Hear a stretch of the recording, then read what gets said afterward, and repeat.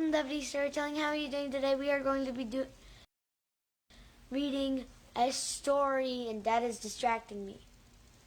But first up, we are going to be doing the Bible.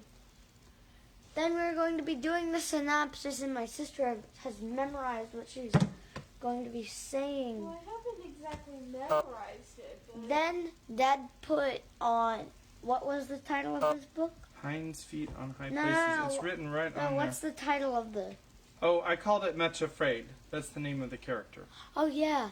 Why is her name Much Afraid again? But today's book, Hinds Feet on High Places. I know it's backwards for you, but guys, who cares? So, show him your scrape. oh yeah, my scrape. Hi, Becca. Get a little scrape here, scrape there, but I hope you guys enjoy the video. Make sure to hit the like button, subscribe, and hit the bell to never miss another video. Here is Dad. Hi. We are on 1 Peter. Sorry that we're late today. Mondays are a little difficult for us. We are on 1 Peter, and this is chapter 2, Cool Scrapes. Granny Bear says they're cool scrapes. All right. So, this is the English Standard Version of the Bible, and this is 1 Peter chapter 2. Please turn off the flashlight. Thank you. That's very distracting. So put away all malice and all deceit and hypocrisy and envy and all slander. Like newborn infants, long for the pure spiritual milk, that by it you may grow up into salvation, if indeed you have tasted that the Lord is good. As you come to him, a living stone rejected by men, but in the sight of God chosen and precious, you yourselves, like living stones, are being built up as a spiritual house, to be a holy priesthood, to offer spiritual sacrifices acceptable to God through Jesus Christ. For it stands in Scripture, Behold, I am laying in Zion a stone, a cornerstone, chosen and precious, and whoever believes in him will not be put to shame. So the honor is for you who believe, but for those who do not believe, the stone that the builders rejected has become the cornerstone, and a stone of stumbling and a rock of offense. They stumble because they disobey the word, and they were destined to do so, or as they were destined to do so. But you are a chosen race, a royal priesthood, a holy nation, a people for his own possession, that you may proclaim the excellencies of him who called you out of darkness into his marvelous light. Once you were not a people, but now you are God's people. Once you have not received mercy, but now you have received mercy. Beloved, I urge you as sojourners and exiles to abstain from the passions of the flesh, which wage war against your soul. Keep your conduct among the Gentiles honorable, so that when they speak against you as evildoers, they may see your good deeds and glorify God on the day of visitation. Be subject for the Lord's sake to every human institution, whether it be to the emperor as supreme, or to governors as sent by him to punish those who do evil and to praise those who do good. For this is the will of God, that by doing good you should put to silence the ignorance of foolish people. Live as people who are free, not using your freedom as a cover-up for evil, but living as servants of God. Honor everyone, love the brotherhood, fear God, honor the emperor. And remember, this is probably Nero he's talking about. Honor the emperor. Servants, be subject to your masters with all respect, not only to the good and gentle, but also to the unjust. For this is a gracious thing, when mindful of God, one endures sorrows while suffering unjustly. For what credit is it if, when you sin and are beaten for it, you endure? But if, when you do good and suffer for it, you endure, that is a gracious thing in the sight of God. For For to this you have been called, because Christ also suffered for you, leaving you an example so that you might follow in his steps. He committed no sin, neither was deceit found in his mouth. When he was reviled, he did not revile in return. When he suffered, he did not threaten, but continued entrusting himself to him who judges justly. He himself bore our sins in his body on the tree, that we might die to sin and live to righteousness. But by his wounds you have been healed, for you were straying like sheep, but have now returned to the shepherd and overseer of your souls. That is the end of 1 Peter chapter 2. And tomorrow we are going to be reading 1 Peter chapter 3. Yay! All right, so now we have Kimberly here, eager to tell us what happened with Much Afraid yesterday. Here she is. Kimberly! So, in the last chapter, the first chapter, the first and last chapter, if you know what I mean, what happened was we are introduced to this character named Much Afraid. And Much Afraid, she is, as her name says, much afraid. And she is disfigured, and she can't walk, and her smile is crooked. So what happens is, she's working for this guy, this shepherd guy, and her family doesn't like what the guy, believes and stuff. So her family says, this is a very drastic measure, by the way. Her family basically says, you're gonna marry your cousin, and that's it. If you don't, we'll force you. So she kind of panics about that, which is, reasonable. So she goes over to the shepherd and asks if he can help. And he says that he can take her up to the mountains. See, she lives in this valley. And up on the high places, as they call it, you need hinds feet to make it up. And there's a kingdom up at the top, and you have to have the flower of love in you to live there, and you have to be good. So, he puts the seed of love in her after a little bit. The seed was a thorn, though, but it made her feel, it didn't exactly hurt, as she said, but it made her feel a sweet and sour kind of thing, except the sweet overpowered the sour. And then she goes over to her home, and he says that he's gonna go and help her up the mountains till the beginning of the mountain, and then he has two people that he picked to help her up the rest of the way. And so he's gonna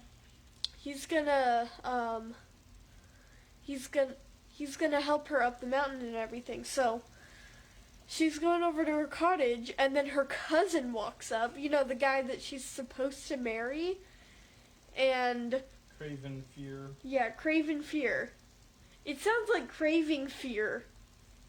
Maybe that's what it is.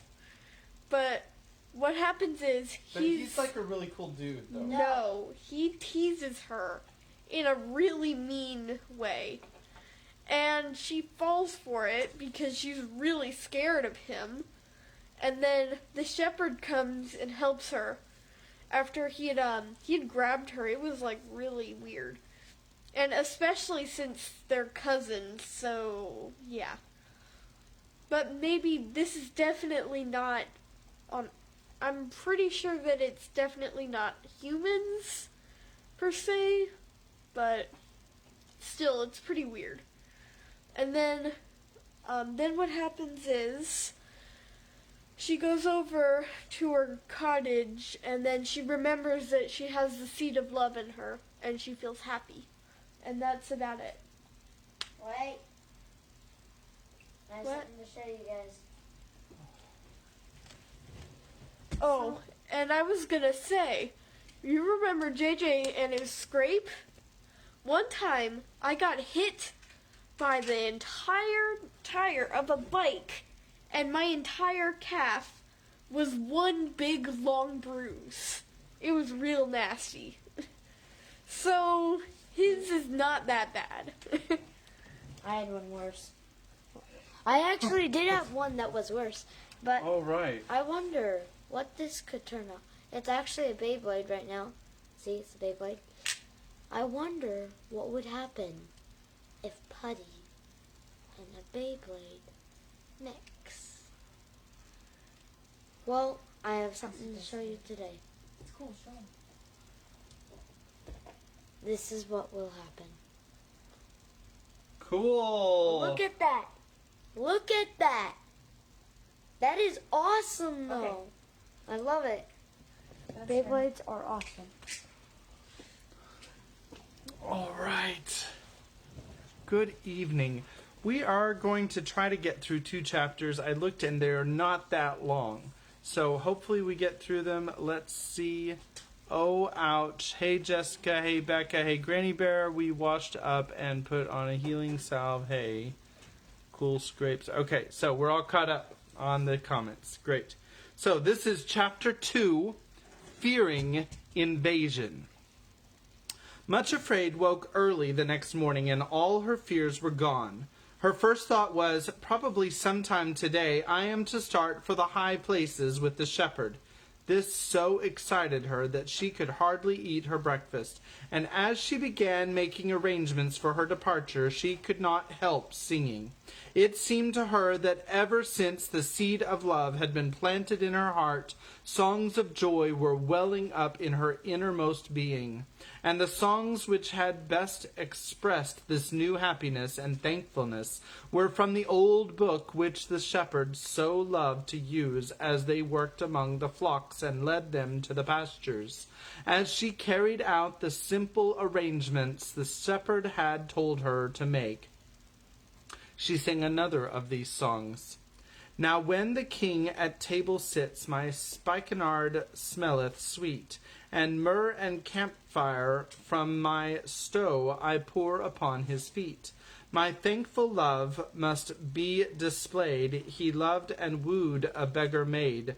Ye daughters of Jerusalem, I'm black to look upon, as goatskin tints, but also as the tints of Solomon. Without I bear the marks of sin, but love's adorning is within. Despise me not that I am black, the sun hath burned my face.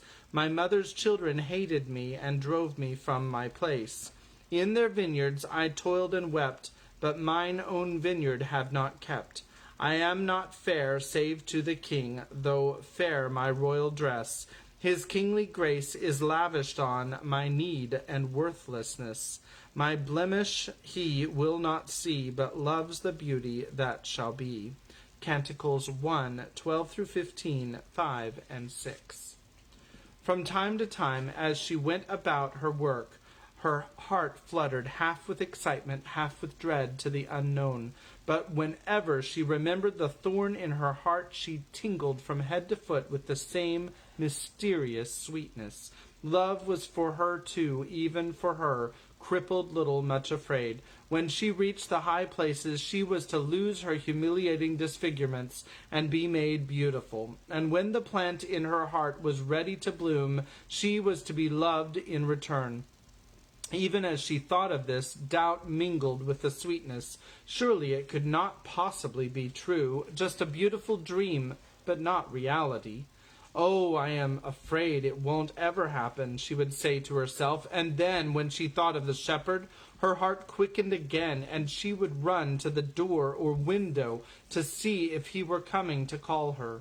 The morning wore on, and still he had not come, but just after midday something else came, an invitation by her terrible relatives. All of a sudden, before she realized what was happening, they were upon her. There was tramping of feet and clamor of voices, and then she was surrounded by a whole army of aunts and uncles and cousins. Craven, however, was not with them. The family, hearing of his reception the evening before, and realizing that she shrank from him with peculiar dread and terror, had decided that it would not be wise to take him with them. They were determined to overrule Much Afraid's objections to the marriage, and if possible get her out of the cottage and into one of their own dwelling places. Their plan was to make a bold attack while she would be alone in the cottage and the shepherd far away with his flocks, so they hoped she would be at their mercy. She could not be forcibly abducted in broad daylight. There were too many of the shepherd's servants in the village who would instantly come to her assistance.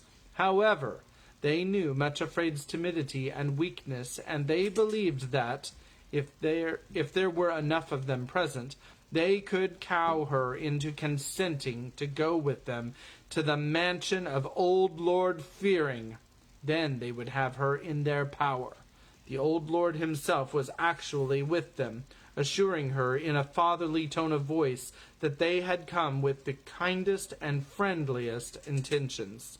He understood that she had some objections to the proposed marriage, and he wanted to have the opportunity of quietly talking them over with her, to see if he could set them at rest. It seemed to him that it was a suitable and attractive match in every way, and that there must be some extraordinary misconception in her mind which a little understanding talk together would set right. If not, he assured her kindly he would not permit her to be married against her will. When he had finished, a babble of other fearing voices broke in, reasoning with her and making all sorts of suggestions. The fact was, they told her, that she had cut herself off from her relatives for so long, it was now quite apparent that she had all kinds of strange notions about their feeling and intentions toward her. It was really only right that she should now spend a little time with them, and thus give them the opportunity of proving that she had misjudged and misunderstood them. Craven might not be just as handsome and pleasing in appearance as a prince in a fairy tale, and it was true that he had, unfortunately, rather a rough manner, but that was because he had known nothing of the softening and refining influences of marriage. Certainly the responsibilities and joys of married life would quickly alter this, and would indeed effect a transformation in him. It was to be her delightful privilege to assist as principal mover in bringing about this reformation which they all so eagerly wished to see. By the way, that's a bad idea. The whole gang talked on and on, while poor Much Afraid sat cowering in their midst, almost too dazed to know what they were saying and suggesting. Just as they had hoped, they were gradually bringing her to a state of bewilderment and incoherent fear. It looked as though they would soon be able to persuade her that it was her duty to attempt the impossible task of trying to convert Craven Fear into something less objectionable than he really was. Suddenly there came an interruption from without. The Fearings had carefully closed the door when they entered the cottage, and even contrived to bolt it, so that Much Afraid could not escape. Now came the distant sound of a man's voice raised in song, singing one of the songs from the old book which Much Afraid knew and loved so well. Then the singer himself came in view, slowly passing along the lane. It was the chief shepherd, already leading his flock to the watering place. The words floated in through the open window, accompanied by the soft bleating of the sheep and the scruffling of the many little dusty feet as they pattered after him. It seemed as though all other sounds were hushed to stillness on that quiet summer afternoon, as the shepherd sang while passing the cottage. Inside, the clamor of voices had ceased instantly, and was succeeded by a silence which could be felt. This is what he sang. The voice of my beloved, Though all my heart it thrills through all my heart it thrills. He leaps upon the mountains and skips upon the hills. For like a roe or young hart, so swift and strong is he. He looketh through my windows and beckoneth unto me. Rise up, my love, my fair one, and come away with me. Gone are the snows of winter, the rains no more we see. The flowers are appearing, the little birds all sing. The turtle dove is calling, through all the land 'tis spring. The shoots are on the grapevines, the figs are on the tree. Arise, my love, my fair one, and come away with me. Why is my dove still hiding, when all things else rejoice? O let me see thee, fair one, O let me hear thy voice. Canticles 2, 8-14. As she sat listening in the cottage, much afraid, knew with a pang of agonizing pain that the shepherd was calling her to go with him to the mountains. This was the secret signal he had promised, and he had said that she must be ready to leave instantly the moment she heard it. Now here she was, locked inside her own cottage, beleaguered by her terrible fears, and unable to respond in any way to his call, or even to give any sign of her need.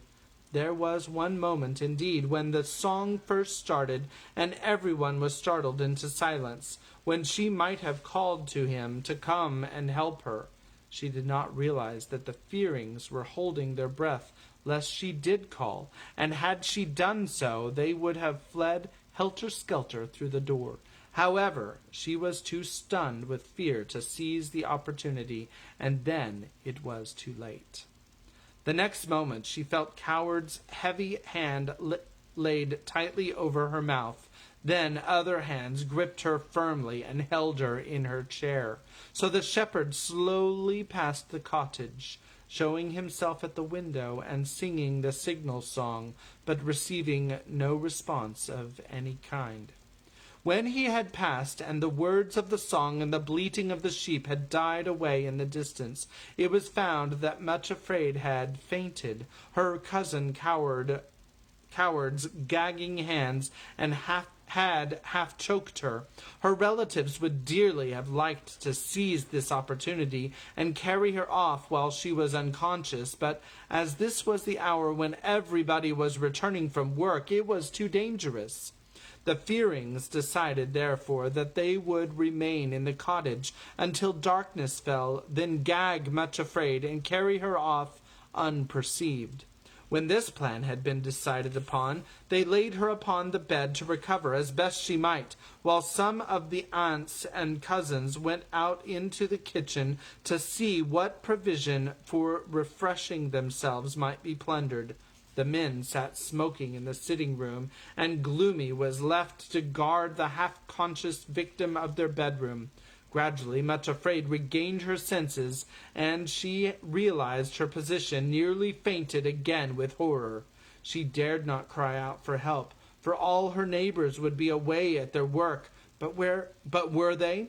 No, it was later than she had thought, for suddenly she heard the voice of Mrs. Valiant, her neighbor in the cottage next door. At the sound, Much Afraid braced herself for one last desperate bid for escape. Gloomy was quite unprepared for such a move, and before she realized what was happening, Much Afraid sprang from the bed and shouted through the window as loudly as her fear permitted, "Valiant! Valiant! Come and help me! Come quickly, help!" At the sound of her first cry, Mrs. Valiant looked across the garden and caught a glimpse of Much Afraid's white, terrified face at the window and of her hand beckoning entreatingly. The next moment, the face was jerked away from view and a curtain suddenly drawn across the window. That was enough for Mrs. Valiant, whose name described her exactly. She hurried straight across to her neighbor's cottage and tried the door, but finding it locked, she looked in through a window and saw the room full of Much Afraid's relatives. Mrs. Valiant was not the sort of person to be the least intimidated by what she called a pack of idle fears. Thrusting her face right in through the window, she cried in a threatening voice, "Out of this house you go this minute, every one of you! If you have not left in 3 seconds, I shall call the chief shepherd. This cottage belongs to him, and won't you catch it if he finds you here?" The effect of her words was magical. The door was unbolted and thrown open, and the Fearings poured out pell-mell, tumbling over one another in their haste to get away. Mrs. Valiant smiled grimly as she watched their ignominious flight. When the last one had scuttled away, she went into the cottage to Much Afraid, who seemed quite overcome with fear and distress. Little by little she learned the story. I don't know where I got returned. Little by little she learned the story of those hours of torment and the plan to kidnap the poor victim after darkness fell. Mrs. Valiant hardly knew herself what it was to feel fear, and she had just routed the whole gang of Fearings single-handed. She felt much inclined to adopt a bracing attitude and to chide the silly girl for not standing up to her relatives at once, boldly repulsing them before they got her into their clutches. But as she looked at the white face and terrified eyes and saw the quaking body of poor Much Afraid, she checked herself. What is the use of saying it? She can't act upon it, poor thing.